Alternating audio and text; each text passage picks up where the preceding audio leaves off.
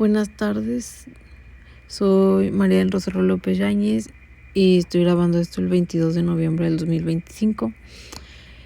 Mi pía, el tema es la esclavitud. La introducción. La esclavitud ha sido una de las instituciones jurídicas más antiguas, complejas y al mismo tiempo más repudiadas de la humanidad, a pesar de que hoy se considera una violación a los derechos humanos y esta propiedad y está prohibida en casi todos los países del mundo. Durante muchos siglos se sostuvo como una figura legal aceptada socialmente y, en algunos casos, incluso considerada natural. El derecho romano, uno de los sistemas jurídicos más influyentes en la historia, incorporó la esclavitud como una parte esencial de su estructura económica, política y social. Comprender dicha institución no implica justificarla, sino analizarla como un fenómeno histórico que permite entender la transformación del derecho y los valores humanos.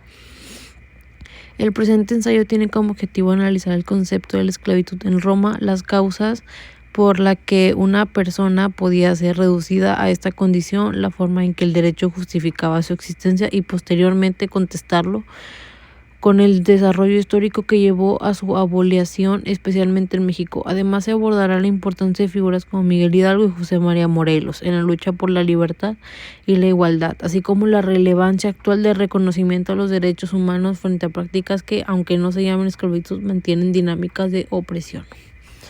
La esclavitud como institución jurídica en Roma. Para Roma, la esclavitud no era solamente una realidad social, sino una institución jurídica plenamente reconocida y regulada. El esclavo no era considerado persona ante la ley, sino una cosa, un bien del que el amo podía disponer. Una de las pruebas más claras de ello se encuentra en el censo establecido por Servio Tulio, en el que los ciudadanos romanos debían registrar no solo sus propiedades materiales, sino también a sus esclavos, equiparándolos así a objetos susceptibles de propiedad. El hecho de que los esclavos fueran catalogados como bienes implica que carecían totalmente de derechos civiles. Su condición jurídica era la de una absoluta sujeción al amo, quien tenía incluso poder de vida y muerte sobre ellos. Esta cosificación representa uno de los aspectos más drásticos y crudos del derecho romano, pero también refleja la mentalidad de una época en la que la dignidad humana no concebida como un valor universal.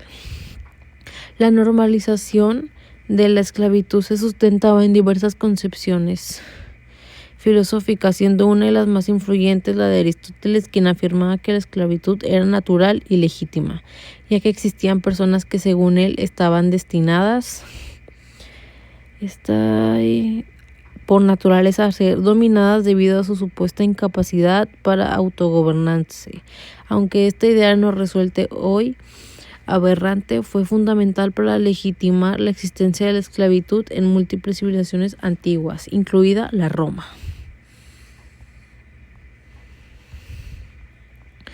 2. El derecho como reflejo en su época.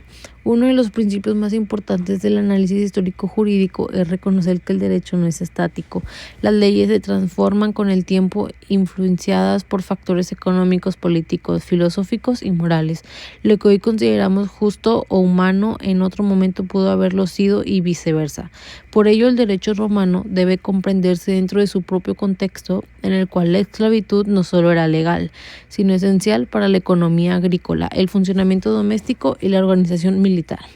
Esta perspectiva también permite entender por qué instituciones como la esclavitud, aunque hoy prohibidas, perduraron por tanto tiempo. El derecho establece normas que responden a las necesidades de una sociedad. En el caso de Roma, su expansión territorial y su modelo económico dependían profundamente de la mano de obra esclava. Sin embargo, este mismo principio permite explicar cómo, con el paso del tiempo, la esclavitud fue perdiendo fundamento moral y jurídico, hasta convertirse en una práctica inaceptable en la actualidad. Causas de esclavitud según el Jus Gentium. El Jus Gentium, entendido como el derecho común a todos los pueblos sometidos al poder de Roma, establecía diversas causas por las cuales una persona podía caer en la esclavitud. 1. La cautividad en guerra. Esta fue la causa más frecuente cuando Roma vencía a un pueblo enemigo. Los sobrevivientes perdían todo derecho sobre sí mismos y quedaban bajo el dominio del vencedor. Para los romanos, el enemigo derrotado no tenía ningún derecho y su sometimiento total representaba un botín legítimo de guerra. 2. La condición materna. En Roma los hijos seguían la condición jurídica de la madre. Esto significaba que si una mujer era esclava, sus hijos nacían automáticamente esclavos. Sin importar quién fuera el padre, estas relaciones entre personas libres y esclavas fueran del matrimonio legítimo, llamado justae nuptiae. Se conocían como contubernio al esclavo nacido en la casa del amo, que se le llamaba verna, categoría que se reforzaba la noción de propiedad hereditaria. Posteriormente, una modificación del derecho estableció que el hijo nacido de una madre que hubiera sido libre en algún momento de la gestación sería libre. Esta excepción muestra que incluso en Roma hubo cierta evolución en la concepción de la libertad. 3. El jus post limini. Esta institución permitía que un esclavo recuperara su libertad si regresaba a su hogar original. Con ello se restablecía su situación jurídica previa, como si nunca hubiera sido capturado. No obstante, ciertos efectos eran irreversibles. El matrimonio no se restablecía y la posesión de bienes quedaba interrumpida.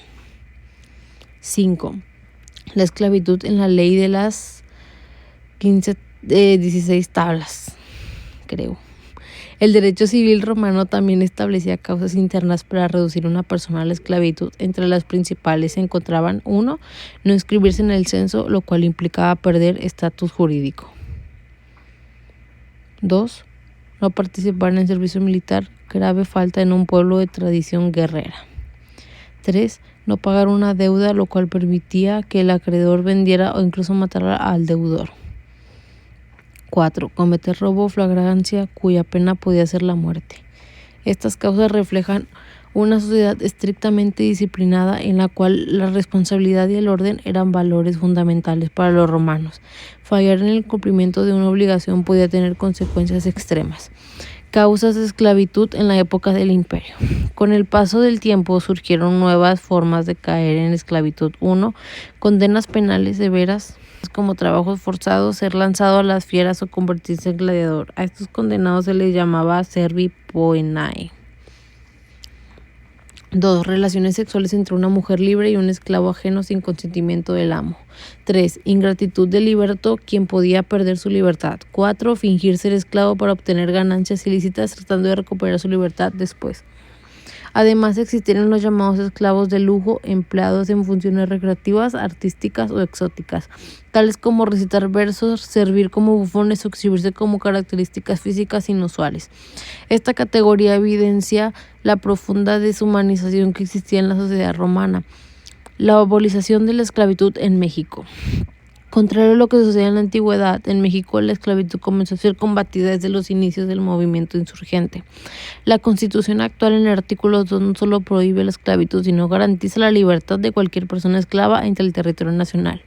Miguel Hidalgo fue el primero en abolirla el 19 de octubre de 1810 en Valladolid. Y después, el 6 de diciembre, en Guadalajara, José María Morelos reafirmó esta abolición en Sentimientos de la Nación, declarando que la esclavitud quedaba proscrita para siempre y que todos los ciudadanos debían ser iguales. Estos decretos representaron una ruptura total con el sistema social colonial y sentaron las bases para que la libertad fuera considerada un derecho universal. La esclavitud moderna y la lucha por los derechos humanos.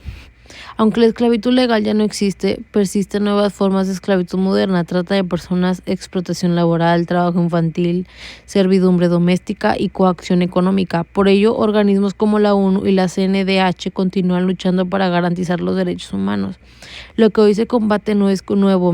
Hidalgo, Morelos y muchos insurgentes mexicanos ya lo habían identificado como una injusticia fundamental que debía erradicarse. En conclusión, la esclavitud, pese a ser hoy considerada una de las violaciones más graves a la dignidad humana, fue durante siglos un pilar jurídico, económico y social en civilizaciones como Roma. Analizar su evolución permite comprender que el derecho cambia porque las sociedades y sus valores también lo hacen. La abolición de la esclavitud en México, impulsada por Hidalgo y Morelos, fue un acto revolucionario que anticipó principios que hoy defienden instituciones internacionales. La historia demuestra que la libertad no es un regalo, sino una conquista que debe protegerse constantemente. Solo así se evita que antiguas formas de opresión resurjan bajo nuevos nombres. Gracias.